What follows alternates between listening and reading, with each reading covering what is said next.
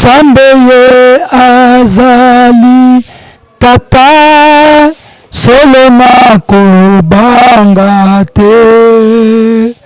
Zambeye azali tata na biso soloto kobanga te. Balandi ya chaîne na biso Océan du Congo, balandi ya émission na biso to sambela elongo. Mbote mbote mbote mbote mbote bele o mabota mabino mikolo oyo mwa muke toyokana kite parce que santé nzoto etungisaki pe biso tozali elongo na bino kaka na musala oyo. Nzambe apambola bino, Nzambe abatela bino. Tokomi na moma oyo ya novembre, tositoleki mi novembre tozoke na décembre. Moma bato ebele bakoma kobanga na kamwaka makasi d'Acosta. Bato bakoma kobanga na décembre na novembre makasi. On dirait que Nzambe azalaka te na moma na batu. Na momoto monaka bandoki bakomi ebele, na momoto monaka makambo ebele bebi, na momoto mona mabala ba famille makambo ebele ebele koleka. Yango Nzambe na bolingo na ye kotia biso na motema elongo pona koloba nangana yo na mateya ya lelo. To sambela elongo lelo ele mobota na biso pona koloba na biso na mokanda na Ephésiens chapitre lango 6e. Ephésiens chapitre lango 6e, tozu verset 10 na 11. Bible ya biso boy. Au reste, fortifiez-vous dans le Seigneur et par sa force toute puissante. Revêtez-vous excuse, de toutes les armes de Dieu, afin de pouvoir tenir ferme contre les ruses du diable. Seigneur Dieu, merci pour Nzambe. Nous voulons parler avec ton peuple. Et l'ongo na yo, na maloba na yo. Bate la biso, bate la bibebe mwana na moto, sa la biso ngolu, mungu za musika, na kombo na Yesu to bondeli boye. Amen. Ndenge na utaki koloba ne bandelike batu bamonaka décembre na novembre nde mwa ya suka na vie ya wana zo pambola mon directeur d'Acosta mwana mukeme mayele bele na mutu pona koloba ke non décembre ça le quoi janvier novembre ça le quoi février eza moi quand il faut tobanga kamakasi nde la ebandeli yane ke na fin yane. Alors Paul a yeba koloba na kat l'église Éphèse comme ça va chrétien. Alors bien reste fortifiez-vous dans le Seigneur. Tomi lendi sa tomi pesa makasi na kati na nkolo. Et par sa force toute puissante. Alobi, revêtez-vous de toutes les armes de Dieu afin de pouvoir tenir ferme contre les ruses du diable. Bien aimé, Bible zoba na mokanda la Genèse que le serpent est l'animal le plus rusé que Dieu a créé na banimo nyos. Tozo benga na Jean 8:44 le diable est comme le père des mensonges. Riz ya diable ezani webi riz tato zoba na Moïse eza mayele mabe. Le diable azana mayele moko mabe azana objectif moko ya kokwesa kaba na Nzambe. C'est ce que moi je parle souvent à l'église. Mutu soka za pasteur akokite apôtre akokite le ministre de Dieu bakokate. C'est-à-dire eza ki bokonzite kozala mwana na Nzambe zo senga na humilité mona kati na vie. Or lelo bato baza borgeza bato baza ministre. Alors l'apôtre Paul koyeba koloba na bana na Nzambe. Alobi mwana Nzambe nyoso alata bibundeli ya molimo. Pona nini? Pona kotenir ferme na barizi ya moine. Nous avons un ennemi commun qui est le diable. Et le diable est risé. Mukoloyo amonaka ba promesse nzamba tia na kati na Dacosta. Le diable a comme ennemi à Dacosta sans Dacosta linga. Bien-aimé dans le Seigneur, bisika nyonso za ozolandanga, le diable a comme ennemi na yo sa yo linga. Bandaka kondima Yesu lokwa mokonzi pe mobix la bomoi na yo. Obota guerre na vie na yo. Le diable avec malice na ye na barise na ye nyonso. Azo na opela ko ça. Asoya nango uniquement pour na koluka ko détruire. Yango moni na Jean 10 balobi. Le voleur vient que pour détruire. Il vient que pour égorger. Il vient que pour tuer. Le voleur vient que pour voler, pour égorger et pour détruire. Qui est ce voleur? C'est le diable. Naba rise na ye, naba malice na ye, akamata fin novembre na mois décembre, akoma ya mois moko ya kolengi sabato. Pour le diable, naba kolite na ye, na mois décembre ne batu bakufa kamingi. Menga nazo yebisa yo, eza malice ya Nzambe.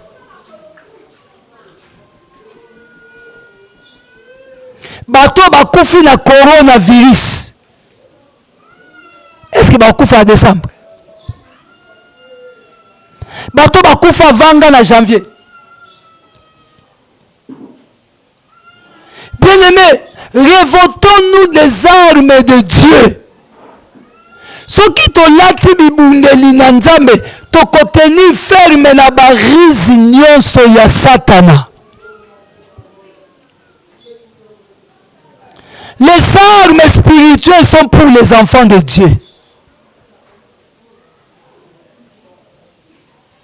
Obi soldat romain soka zoke no bunda bitumba alataka ba arme nyonso. Quelles sont ces armes que faut lata yango pour na rekote la balise ya diable? Ndeto kolobela mikolo nyonso tout. Nous sommes obligés ya kolata bibundeli na Nzambe.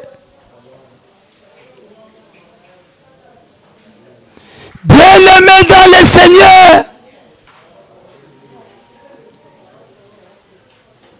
Yesu alobi, vous êtes dans ce monde, mais vous n'êtes pas de ce monde. Si le monde vous est, parce que bayaki kwa yinga nkolo na bino, soki bayina kinga bongo bino bako yina bino tendeni. Voilà pourquoi nous devons nous habiller, nous revêtir des armes spirituelles de Dieu, parce qu'il y a le risque du diable. Il y a le risque du diable qui fait que makambo kende liboso te yoka totanga nanu. Pourquoi tokoki kolata bibundeli na molimo?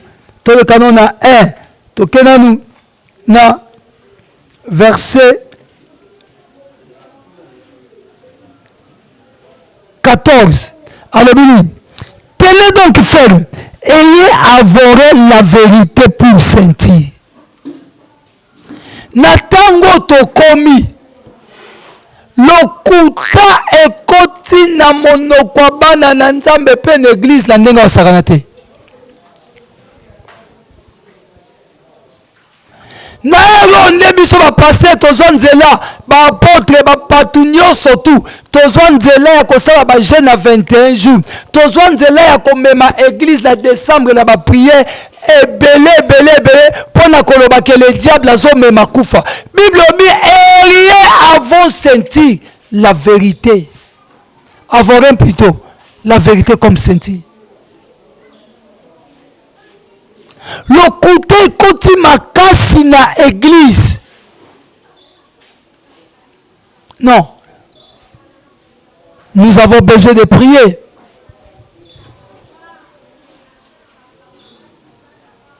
Nous avons besoin d'entrer à retraite. Nous avons besoin d'être ensemble avec les amis.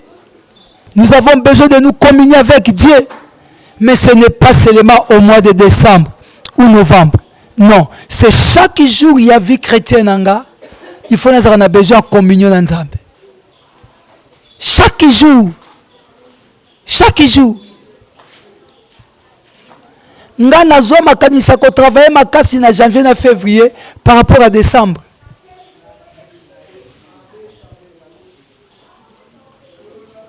Awa kalati ba banderole ko tambola Kinshasa mobimba 21 jours 30 jours. Termina ngonini to benga na Satan. Bon na janvier to kotisa Satan. Pour na décembre to benga na kai. Non, ayez à vorer. Sentir la vérité.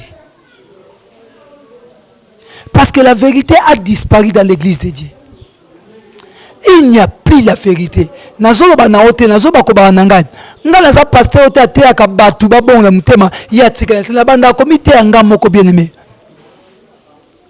Webi la moment où passe za makasi na Congo. Et ça la moment il faut le boko nzambe. Basa na nzambe. To senga le boko na nzambe za likola Congo.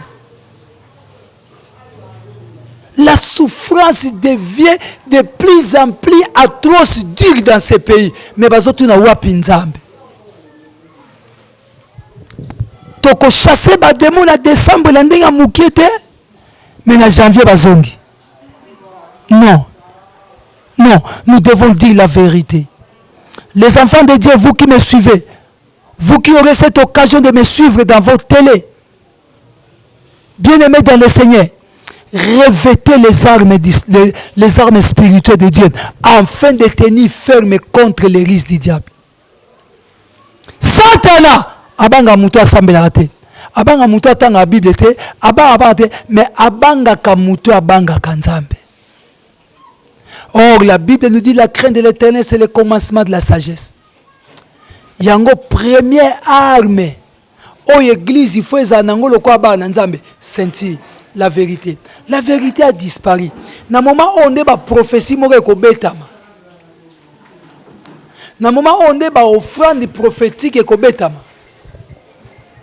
Na moment où on est makambo nde na nde salama. Na moment où on est ba prophète malheur ba ko bima na kati mboka. Bien-aimé, ceux qui tozo kokana nous ko diriger banda kuna biso te bon église. Nda kuna biso za Congo. Congo yango na siko trouble za na Congo. Wapi Eli ya Congo akoloba. Momo masonge koti makasi l'église. Momo batu ba komo kosa batu. Bien-aimé, revêtez-nous seulement des armes spirituelles de Dieu afin de tenir ferme au risque du diable. Tout ce que Lokuta, toute la vérité. La vérité a disparu. Mukolo, Esaïa comprenant que nous ne connaissons pas Makamba Lokuta, alors baka malheur à moi. Et basoka libanga bakoti sakai. Est-ce que libanga kokot la munoko nangana yo? Pour tout le baka vérité. La vérité libère. La vérité libère. Vous connaîtrez la vérité et la vérité vous affranchira. Vous connaîtrez. Est-ce que devons-nous connaître la vérité? Est-ce que tokoki kozala bato bandimi na prinyo surtout balo ba vérité? To sambela elongo. To sambela elongo. Na jo biso ndeko na ngai. Bato bako kufa non pour la décembre mais bako kufa parce que nous connaissons kufa kokaki ngalo baka soki liwa sata mutasala ngo ngasa mutaliwa te mais lokole za nzambe na kokufa ka un jour liwa nzambe alingi ata na kufi le 31 décembre sata ante mutalie ngai mais comment biso église toyebaka ke décembre ndeza mikolo bato bakufaka bato basangaka bato balelaka. Non. Tokoma merci pour la ndeko ba na poto nzamba sabino ngolu bana balata mikolo nyoso mais biso ba balata décembre. Donc moi na bando sombele la mala décembre, tu es sombele sur décembre. So moi za 12 ans ana 12 bilamba. Oya âge assez kenda. Poto somba kana décembre. Non. Quelle médiocrité. La vérité nous rend libre. Est-ce que pouvons-nous dire la vérité au peuple de Dieu? Pouvons-nous dire la vérité à l'église? Pouvons-nous dire la vérité à nos politiciens que vous nous mentez? Ce que vous faites là, c'est le diable. Pouvons-nous dire la vérité à nos encadrés que vous êtes en train de nous mentir? Pouvons-nous dire la vérité à nos pasteurs que vous ne lisez pas la parole, vous mentez au nom de l'Éternel? Pouvons-nous dire la vérité à ma femme que tu es infidèle? Pouvez-vous dire la vérité à mon mari que tu es infidèle? Pouvons-nous dire la vérité à nos enfants? Pouvons-nous dire la vérité à l'Église? Pourquoi mentons-nous les uns et les autres? Parce que nous n'avons jamais connu la vérité. Oh, la vérité, c'est Jésus. C'est Yeshua Amashia. Jésus-Christ est le chemin, la vie et la vérité. Mais pourquoi mentons-nous? Première arme spirituelle de Dieu, c'est la vérité. Balobila ta wana loketu. Loketu kabola likona se. Okola ta vérité, place aux a. Oyo ba vérité à mon continent. Place aux a. Oyo ba vérité. Tata mwasi nanga komala mutuka na ye. Bible na diama olingi nini?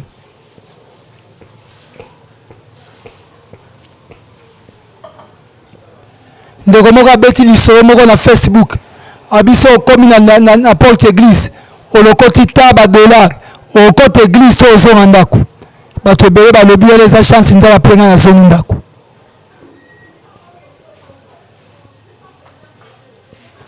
Pouvons-nous dire la vérité? Car la vérité a disparu. Revêtons-nous de toutes les armes spirituelles de Dieu afin de tenir ferme contre les risques du diable. Tout semble la elongo. Voilà ma terre na biso totea. Na fin de l'année que to lata bibundeli poto telema na mikolo mabe. Les jours mauvais arrivent bientôt.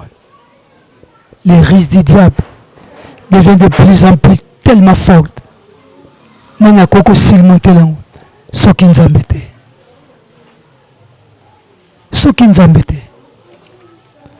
Soki napesi bomoi nanga te epai na yo, nakopesa na nani matu? Soki napesi bomoi nanga te epai na yo, nakopesa na nani? Yesu Yesu nalobaka na yo benga ngai. Tokota na kati na groupe na biso na Facebook tosambela elongo. Comme membre, tina invitation comme membre pozwaka ba sujet ya makambo tokosala. Tosambela elongo yango yende kolanga. Est-ce qu'on peut prier ensemble avec toi? Pona ko ba nzambe alatisa ngano bilamba ya bomoi to bomba na bosantu na ye. To bondeli nzambe na kombo na Yesu Masia. Merci Jésus-Christ. To liboso de Pasco za nzambe to la tabibundeli na ye Jésus. To za la poso latisa biso bilamba na bomoi po to bomba na bosantu na yo po ekime na biso za kaka yo. Nzamba lola toza na poso na yo. Nzamba lola toza na bosenga na yo. Yaka na yo kokamba biso. Yaka na yo kosalela biso. Yaka na yo kotambisa biso. Yaka na yo kozala nzambe na kati na biso. Yaka na yo kozala papa na kati na biso. Yo nde eza nkolo na bomoi. Yo nde eza papa na bomoi. Tika vérité na yo eza partage ya vie na biso. Bandeko bazolanda ngai. Bandeko bakoyoka ngai. Maloba oyo nzambe na ngai ezala grave na kati na mitema na biso. Totambola na bosembo. Totambola na bolingo. Totambola na boyokani. Totambola parce que eza nzambe. Tomitike pa ino parce que eza papa. Tomibonze pa ino parce que eza nkolo. Yaka na yo kokamba. Yaka na yo kotambisa. Yaka na yo kosala. Yaka na yo kozala nzambe. Tomitike pa ino po eza papa. Tolobi nzambe ya kotambisa biso. Nzambe ya kokamba biso. Kino mokile pesaka te za partage ya vie na biso. Na kombo na Yesu Masia. Ndeko bandola tabibundeli. Loba kaka vérité.